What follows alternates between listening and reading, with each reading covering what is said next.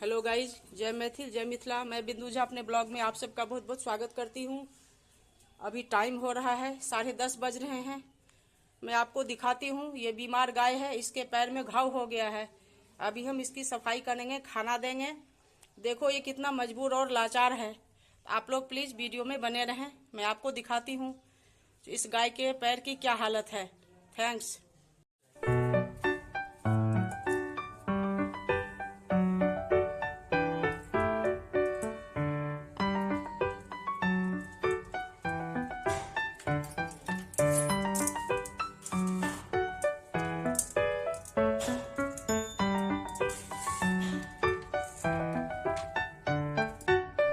अभी आपने देखा, मैंने गर्म पानी ले लिया है, उसमें डेटॉल डाल दिया और एक पतीले में इसका खाना है। अब इसको पहले हम खाना देंगे, फिर इसकी सफाई करेंगे।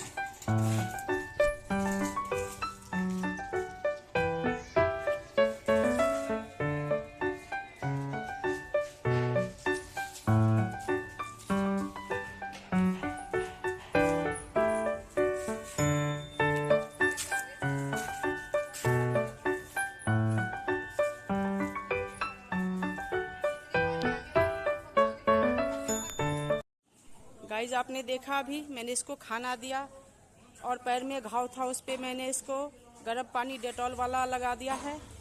अब ये आगे गई है, फिर हम शाम में फिर इसको हम गर्म पानी देंगे, खाना देंगे।